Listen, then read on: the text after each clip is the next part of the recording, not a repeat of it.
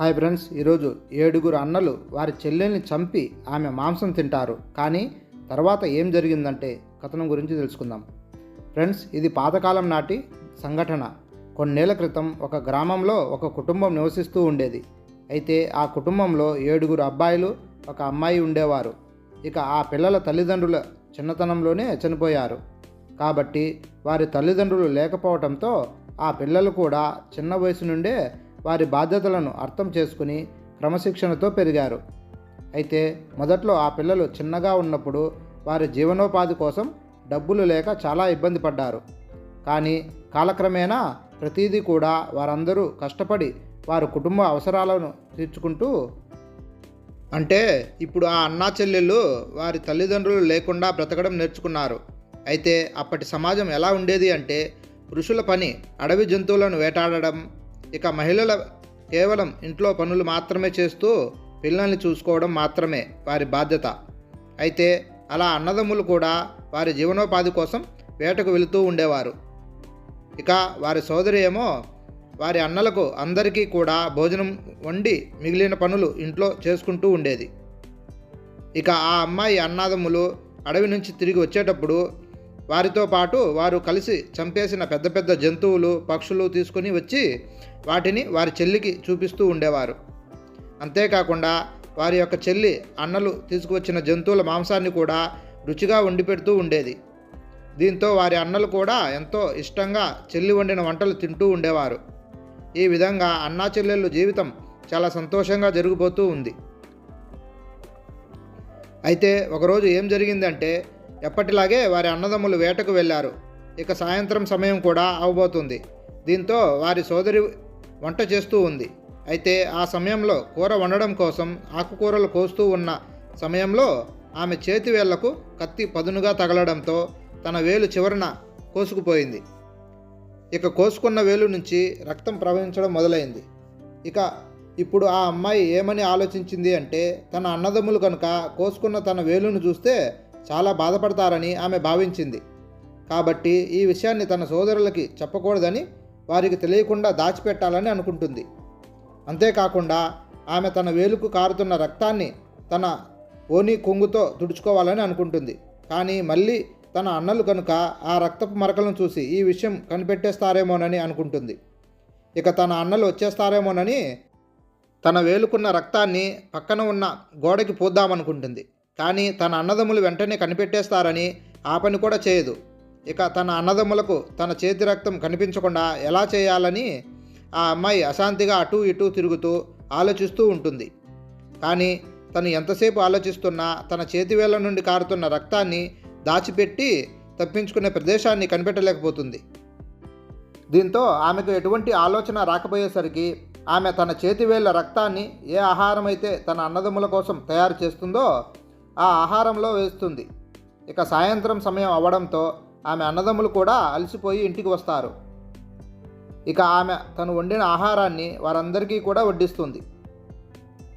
ఇక ఆహారం తిన్న అన్నదమ్ములు అందరూ కూడా సోదరి వండిన ఆహారం చాలా రుచిగా ఉందని ఆమెను మెచ్చుకుంటారు.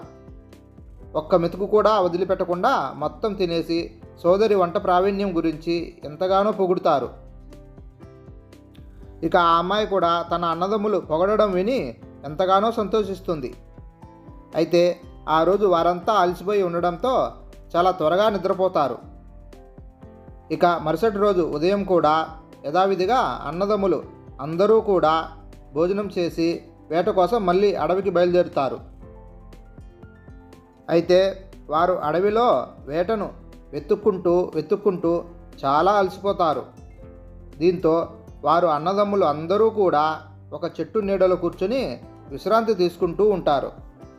అయితే ఆ సమయంలోనే 7 అన్నదమ్ములు కూడా ఈరోజు మన సోదరి సాయంత్రం ఎటువంటి భోజనం వండుతుందోనని ఆమె వండబోయే ఆహారం గురించే మాట్లాడుకోవడం ప్రారంభిస్తారు.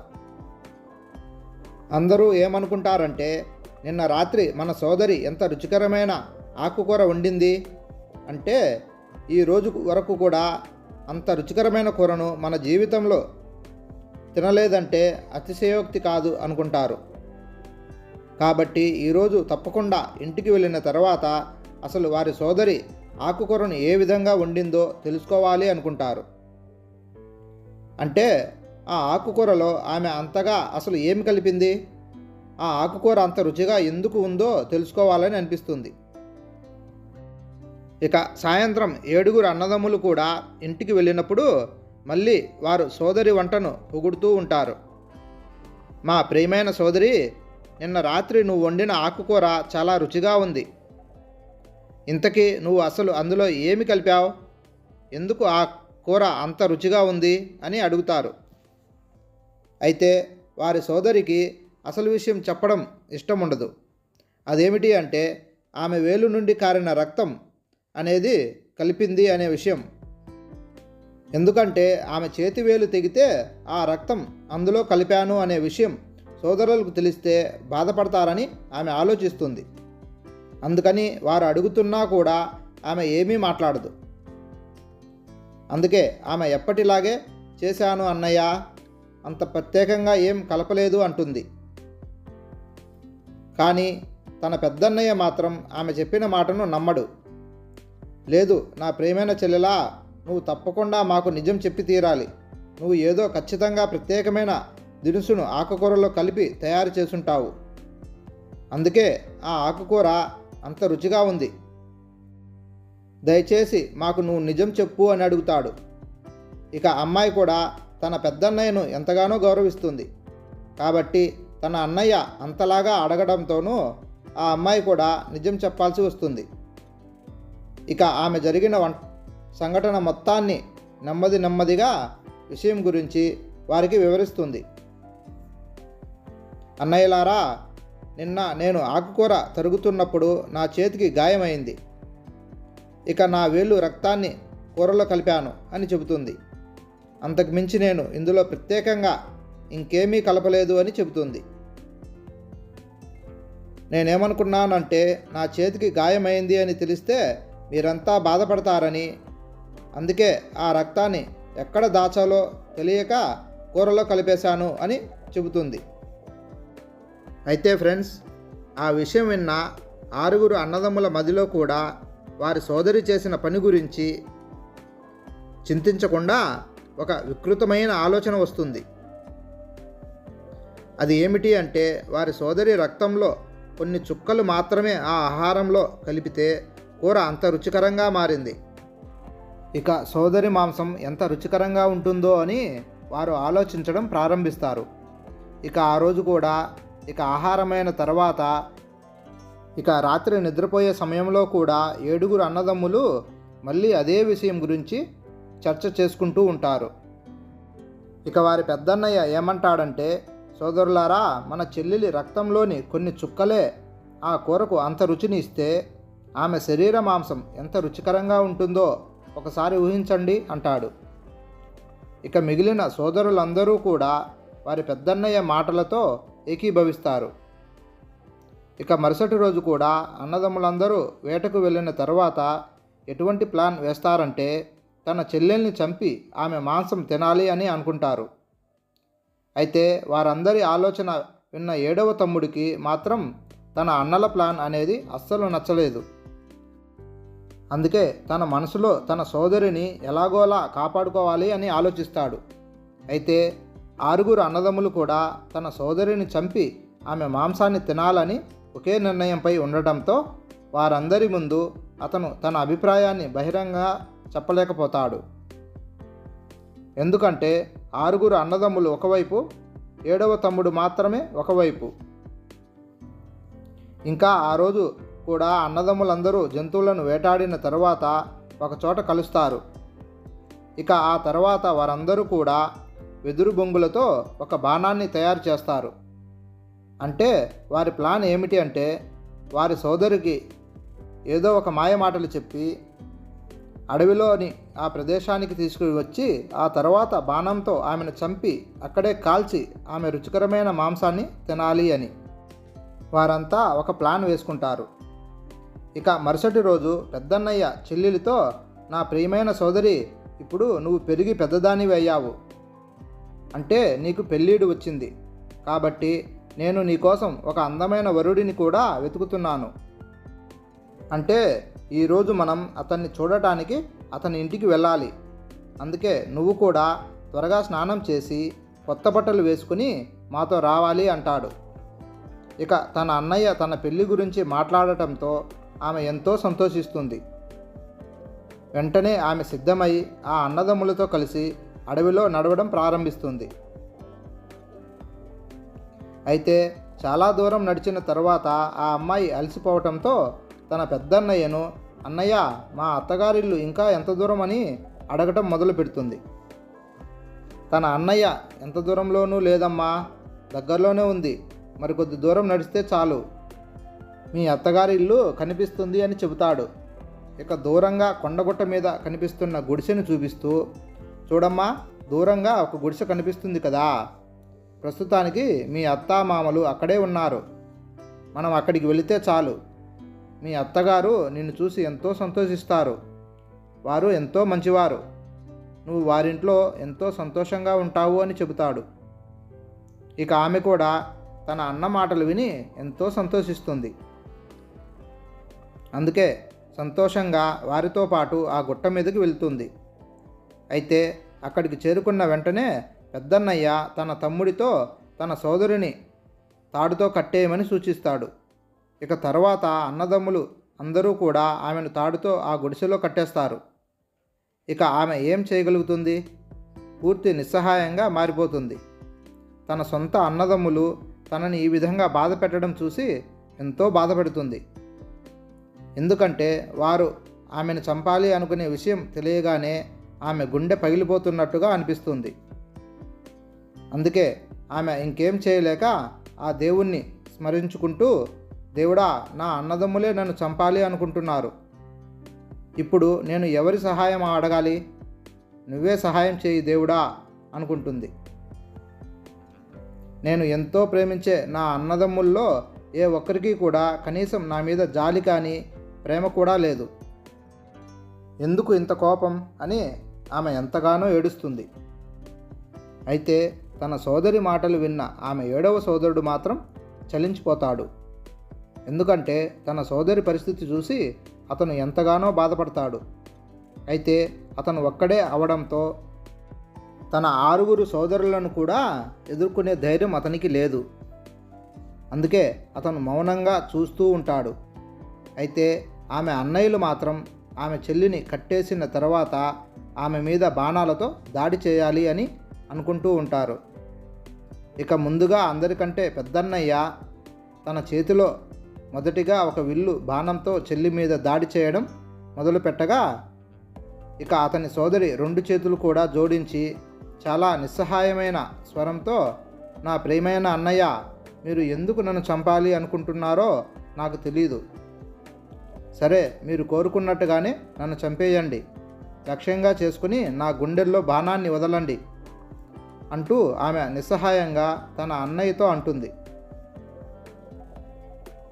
ఇక తన సోదరి ఎంతో బాధపడుతూ మాట్లాడిన మాటలను కూడా పట్టించుకోకుండా ఆమె పెద్దన్నయ్య ఆమె ఛాతీనే లక్ష్యంగా చేసుకుని చాలా బలంగా ఆమె గుండెల్లో బాణాన్ని వదులుతాడు. కానీ ఏం జరిగిందో అర్థం కాదు, కానీ అతని లక్ష్యం అనేది పక్కకు వెళుతుంది. ఇక ఆ తర్వాత ఆమె 2వ సోదరుడు కూడా బాణం వేయటానికి ఆమె ముందుకు వస్తాడు. ఇక మళ్ళీ తన 2వ అన్న ముందు కూడా చేతులు జోడించి చాలా బాధగా, నన్ను చంపేయండి, త్వరగా చంపేసి మీ కోరిక తీర్చుకోండి అంటుంది. అయితే అతని లక్ష్యం కూడా గురి తప్పుతుంది. ఈ విధంగా ఆమె అన్నదమ్ములు అందరూ కూడా వంతుల వారీగా వారి సోదరి ఛాతీ మీద బాణం వేయటానికి ప్రయత్నించగా ప్రతిసారి కూడా సోదరి వారితో బాధగా మాట్లాడడం చేస్తుంది. దీంతో అన్నదమ్ములందరూ కూడా లక్ష్యాన్ని ఛేదించడంలో విఫలమవుతూ ఉంటారు. అయితే ఈసారి చివరిగా 7వ సోదరుడు వంతు వస్తుంది. ఇక మిగిలిన అన్నదమ్ములు అందరూ కూడా, తమ్ముడా, నీ పూర్తి శక్తితో బాణం వేసి మన సోదరిని వెంటనే చంపేయి అని చెప్పడం మొదలు పెడతారు. ఎందుకంటే ఇప్పుడు నువ్వు కూడా నీ లక్ష్యాన్ని కోల్పోతే నువ్వు ప్రాణాలతో జీవించవు, ఎందుకంటే మేమంతా కలిసి నిన్ను చంపేస్తాం. ఇక వారి మాటలు విన్న వారి సోదరి తన తమ్ముడి ప్రాణాలకు ప్రమాదం పొంచి ఉండడం గమనించి అతని ప్రాణాలను ఎలాగైనా కాపాడాలి అనుకుంటుంది. అందుకే ఆ దేవుడిని ఏమని ప్రార్థిస్తుందంటే, ఓ దేవుడా, నా సోదరుడు వేసే బాణం గురి తప్పకుండా నా ఛాతికి తగిలేలా విజయాన్ని ప్రసాదించు. ఆ తర్వాత ఆమె ఎంతో బాధగా ఆ దేవుడిని తలుచుకుంటూ పాటలు పాడడం మొదలుపెడుతుంది. ఇక తన 7వ సోదరుడితో, జాగ్రత్తగా నా ఛాతిని లక్ష్యం చేసుకుని కొట్టు తమ్ముడా అంటూ అతనికి చెబుతుంది. ఆ తర్వాత ఆ చిన్న తమ్ముడు అదేవిధంగా బాణం వేస్తాడు. ఇక ఆ బాణం కూడా గురి తప్పకుండా వారి అక్క గుండెలోకి వెళ్తుంది. ఇక కొన్ని క్షణాల్లోనే ఆమె ఎంతో అల్లల్లాడిపోయి నిర్జీవంగా మారడంతో 6 అన్నదమ్ముల పథకం కూడా విజయవంతం అవుతుంది. ఇక ఇప్పుడు అందరూ కూడా తమ సోదరి శరీరంలో ఉన్న బాణాన్ని కూడా బయటకు తీస్తారు. ఆ తర్వాత 6 అన్నదమ్ములు కూడా కలిసి తమ సోదరి మృతదేహాన్ని చిన్న చిన్న ముక్కలుగా నరుకుతారు. అయితే తమ 7వ సోదరుడికి తమ పెద్దన్నయ్య అడవి నుంచి కలప మరియు ఆమె శరీరాన్ని శుభ్రం చేయడానికి నీళ్లు తీసుకురమ్మని ఆదేశిస్తాడు. దీంతో ఆ తమ్ముడు అడవిలోకి వెళ్ళి నీళ్లు మరియు కలపతో పాటు కొన్ని చేపలు, పీతలను కూడా తీసుకుని వస్తాడు. కానీ అతను తన లోపలే చాలా బాధపడుతూ ఉంటాడు. ఆ తర్వాత మిగిలిన సోదరులందరూ కూడా వారి సోదరి మాంసాన్ని చాలా ఇష్టంగా వండుతూ ఉంటారు. అయితే 7వ సోదరుడు మాత్రం ఏమనుకుంటాడు అంటే, నా ప్రియమైన సోదరి మాంసం నేను అస్సలు తినలేను, కానీ నేను కనుక ఆమె మాంసాన్ని తినకపోతే నా సోదరులు అందరూ కూడా నన్నే టార్గెట్ చేసి తిడతారు. అందుకే అతను మాంసం తయారు చేసేటప్పుడు తనతో పాటు తెచ్చిన చేపలు, పీతలను కూడా రహస్యంగా ఆహారంలో కలుపుతాడు. ఆ తర్వాత అన్నం మరియు మాంసం పూర్తిగా సిద్ధమవుతాయి. 7వ తమ్ముడు ముందుగా అరటాకులను నేలపై ఉంచి అందులో ప్రతి ఒక్కరికి కూడా భోజనం వడ్డిస్తాడు. అయితే చివరి తమ్ముడు తన కూర్చునే ప్రదేశంలో ఒక చిన్న గొయ్యిని తవ్వుతాడు. ఇక ఆ కన్నం పైన అతని ఆకు నుంచి దానిలో ఆహారం వడ్డించుకుంటాడు. ఇక ఆహారం తినే సమయంలో రహస్యంగా తన సోదరి మాంసాన్ని మాత్రం ఆ గొయ్యిలో వేస్తూ అతని ఆకులో వడ్డించుకున్న చేపలు, అన్నాన్ని తినడం మొదలు పెడతాడు. ఇక మిగిలిన అతని సోదరులు మాత్రం సోదరి మాంసాన్ని తిని ఆమె ఎముకలను కూడా నమలటం ప్రారంభిస్తారు. అయితే ఆ సమయంలో తమ్ముడు మాత్రం పీతలను నమలటం ప్రారంభిస్తాడు. ఇక మిగిలిన సోదరులు మొత్తం కూడా ఆమె సోదరి శరీరంలో రుచికరమైన మాంసాన్ని తిని కడుపు నింపుకున్న తరువాత వారి పెద్దన్నయ్య 7వ సోదరుడిని వారు తిన్న ఆకులన్నిటినీ శుభ్రం చేయమని చెప్పి వెళ్ళిపోతాడు. ఇక తరువాత 7వ సోదరుడు వారి అన్నయ్యలు తిని మిగిల్చిన తమ సోదరి తాలూకా ఎముకలు, ఆమె తాలూకు శరీరంలోని ఇతర భాగాలను కూడా సేకరించి అతని ముందుగానే తవ్వి ఉంచిన గోతిలో వేసి ఆ తర్వాత ఆ గుంతను మట్టితో కప్పేస్తాడు. అయితే కొన్ని రోజుల తర్వాత ఏ ప్రదేశంలో అయితే 7వ సోదరుడు ఆమె సోదరి మాంసం ముక్కలను మట్టిలో పూడుస్తాడో ఆ ప్రదేశంలో ఒక వెదురు మొక్క మొలుస్తుంది. ఇక నెమ్మదిగా ఆ మొక్క బాగా పెరిగి ఒక వెదురు గుత్తి కూడా ఏర్పడుతుంది. అయితే కొన్ని రోజులకు ఒక సాధువు ఎక్కడి నుండో అటుగా వచ్చి ఆ వెదురు చెట్టు పొద కింద మల విసర్జన చేయడం ప్రారంభిస్తాడు. అయితే అదే సమయంలో, ఓ సాధువా, దుర్వాసన వస్తుంది అంటూ పెద్ద పెద్ద అరుపులు ఆకాశవాణి రూపంలో ఆ సాధువుకి వినిపిస్తూ ఉంటాయి. ఇక వెంటనే ఆ సాధువు అతను మల విసర్జన చేసిన ప్రదేశాన్ని శుభ్రపరిచి ఆ వెదురు పొదల్లో నుంచి ఒక వెదురును కోస్తాడు. ఆ తర్వాత ఆ వెదురు బొంగుతో ఒక అందమైన వేణువును తయారు చేసి రోజంతా కూడా ఆ వేణువును ఊదుతూ ప్రతి ఇంటికి కూడా వెళ్ళి భిక్షాటన చేస్తూ ఉంటాడు. ప్రతిఫలంగా వారందరికీ కూడా ప్రవచనాలు వినిపిస్తూ ఉండేవాడు. అయితే ఒకరోజు ఆ సాధువు భిక్ష కోసం అదే గ్రామంలోని ఏ సోదరినైతే చంపుతాడో ఆ సోదరి పెద్దన్నయ్య ఇంటి గేటు వద్దకు వెళ్తాడు. ఎందుకంటే అప్పటికే చాలా కాలం అవడంతో 6 అన్నదమ్ములకు కూడా పెళ్ళిళ్ళు అయ్యాయి. ఇక కేవలం 7వ సోదరుడు మాత్రమే పెళ్లి చేసుకోకుండా ఉన్నాడు. ఇక ఆ సాధువు ఆ పెద్దన్న ఇంటి ఆవరణంలోకి అడుగుపెట్టిన వెంటనే ఆ సాధువు చేతిలోని ఆ వేణువు తనంతట తానుగా ఒక రకమైన రాగాన్ని ఆలపించడం మొదలుపెడుతుంది.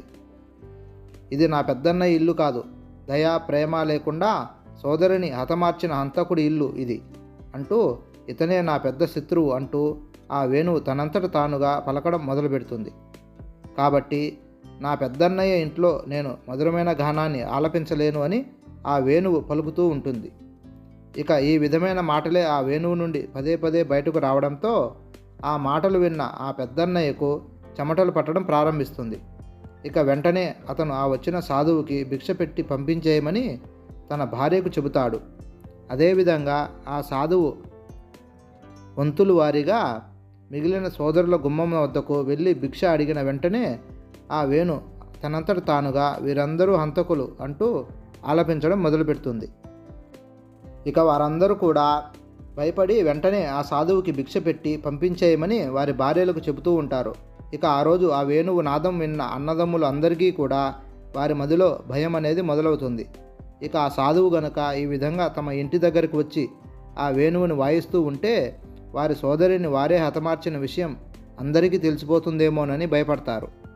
ఇక తర్వాత ఆ సాధువు బ్రహ్మచారి అయిన చివరి సోదరుడి ఇంటి వద్దకు వెళ్తాడు. ఇక సాధువు అతని గుమ్మం దగ్గర వేణువు ఊదడం మొదలుపెట్టిన వెంటనే, ఇది నా ప్రియమైన సోదరుడి ఇల్లు, తన సోదరిని ఎంతగానో ప్రేమించే ఇది నా ప్రియమైన సోదరుడి ఇల్లు అని ఆ వేణువు శబ్దం చేయడం ప్రారంభిస్తుంది. ఇక ఆ సాధువు వేణువు నుంచి ప్రియమైన తన సోదరి స్వరం వినిపించిన వెంటనే ఆ 7వ తమ్ముడు గౌరవంగా ఆ సాధువును ఇంట్లో కూర్చోవటానికి ఒక ఆసనాన్ని ఇస్తాడు. ఆ తర్వాత ఆయనకు మర్యాదలు చేసి తినటానికి ఆహారం కూడా పెడతాడు. ఇక తర్వాత అతను ఈ వేణువు గురించి, అసలు ఈ వేణువు ఈ విధంగా ఎందుకు శబ్దం చేస్తుందో అడిగినప్పుడు అప్పుడు ఆ సాధువు అసలు ఈ వేణువును ఏ విధంగా తయారు చేశాడో ఆ సంఘటనకు సంబంధించిన మొత్తం కథను కూడా అతనికి చెబుతాడు.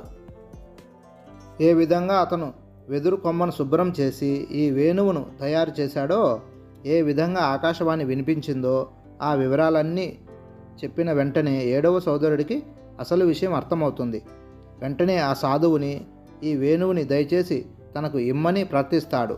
ఇక ఆ సాధువు కూడా అతని కోరికను మన్నించి ఆ వేణువును అతనికి ఇచ్చేసి అక్కడి నుండి వెళ్ళిపోతాడు. ఇక సాధువు వెళ్ళిన తర్వాత 7వ సోదరుడు ఆ వేణువుని తన మంచం మీద పరిశుభ్రమైన ప్రదేశంలో ఉంచి ఆ వేణువుకి ధూపం దీపం వెలిగించి గౌరవంగా చూసుకుంటూ ఉంటాడు. అయితే ఆ వేణు ఎప్పుడైతే చివరి సోదరుడు ఇంటికి వస్తుందో అప్పటి నుండే అతని తలరాత మారిపోతుంది. అతనికి ఎంతో అదృష్టం కలిసి వస్తుంది. అంటే అతను పనికి వెళ్ళిన సాయంత్రం ఇంటికి వచ్చేటప్పటికి అతని ఇల్లు మొత్తం కూడా శుభ్రం చేసినట్లుగా మెలమెలా మెరుస్తూ ఉండేది. అయితే ఈ విధంగా ప్రతిరోజు అదే సంఘటన పునరావృతం కావడంతో ఆ చివరి సోదరుడు తన వదినల దగ్గరికి వెళ్ళి, వదిన, నేను లేని సమయంలో నా ఇంటిని శుభ్రం చేస్తున్నావా అని అడుగుతాడు. అయితే అతని వదినలు అందరూ కూడా, మా ఇంట్లో పని చేయడానికే మాకు సమయం సరిపోవటం లేదు, ఇక నీ ఇంటిని మేమెలా శుభ్రం చేస్తామని అంటారు. ఇక తన వదినలు తన ఇంటిని శుభ్రం చేయడం లేదని అర్థమైన చివరి తమ్ముడికి ఖచ్చితంగా తన ఇంటిని ఎవరు శుభ్రం చేస్తున్నారో తెలుసుకోవాలని నిర్ణయించుకుంటాడు. దీంతో ఆ రోజు కూడా పనికి వెళ్తున్నట్లుగా ఇంట్లో నుండి బయటకు వచ్చి ఇంటి బయట ఒక మూలన దాంకొని ఉంటాడు. అయితే అతను ఇంట్లో నుండి బయటకు వెళ్ళిపోయిన వెంటనే ఆ వేణువులో నుండి తన సోదరి రూపంలో ఉన్న ఒక అమ్మాయి బయటకు వచ్చి ఇంట్లో పనులన్నీ చేసి ఆ తర్వాత అదే వేణువులో లీనమైపోతుంది. ఇక ఆ సంఘటన మొత్తాన్ని చూసిన ఆ తమ్ముడు తన కళ్ళను తానే నమ్మలేకపోతాడు. ఇక ఈ విషయాన్ని అతని పెద్ద వదినకు చెబుతాడు. ఇక పెద్ద వదిన ఏమని చెబుతుంది అంటే, ఈసారి ఎప్పుడైతే ఆ వేణువు నుండి ఆ అమ్మాయి బయటకు వస్తుందో నువ్వు అప్పుడు ఆ వేణువుని తగలబెట్టేసేయి అని చెబుతుంది. ఆ తర్వాత నువ్వు తన మీద తులసి నీటిని చల్లు, అప్పుడేం జరుగుతుందో నువ్వే చూడు అని చెబుతుంది. ఇక ఆ తర్వాత ఆ తమ్ముడు కూడా తన పెద్ద వదిన చెప్పిన విధంగానే చేస్తాడు. అంటే ఆ వేణువులో నుండి ఒక అమ్మాయి బయటకు రాగానే ఆ వేణువుని మంటల్లో వేసి ఆ అమ్మాయి మీద పవిత్రమైన తులసి నీటిని చల్లుతాడు. ఇక తులసి స్పర్శతో ఆ అమ్మాయి మానవ రూపంలోకి మారిపోతుంది. ఇక అప్పుడు ఆ అమ్మాయి రూపాన్ని పరీక్షగా చూసిన అతనికి ఆమె ఎవరో కాదు, తన ప్రియమైన సోదరి అని అర్థమవుతుంది. వెంటనే తన సోదరిని కౌగిలించుకుంటాడు. ఆ తర్వాత వారిద్దరూ కూడా ఎంతో ప్రేమగా జీవించడం ప్రారంభిస్తారు. చూశారు కదా ఫ్రెండ్స్, ఈ కథ ద్వారా నేర్చుకున్నది ఏమిటి? నిస్వార్థమైన ప్రేమ అనేది మన సంబంధాలను కాపాడుతుంది. ఎందుకంటే రక్త సంబంధాలను కూడా మర్చిపోయి వాటిని పాడు చేసేవారు వారు చేసే కర్మ నుండి ఎప్పటికీ తప్పించుకోలేరు. కాబట్టి ఫ్రెండ్స్, 7 అన్నదమ్ములు మరియు చెల్లెలకి సంబంధించి ఈ కథ కనుక మీకు నచ్చితే ఈ వీడియోని తప్పకుండా లైక్ చేయండి.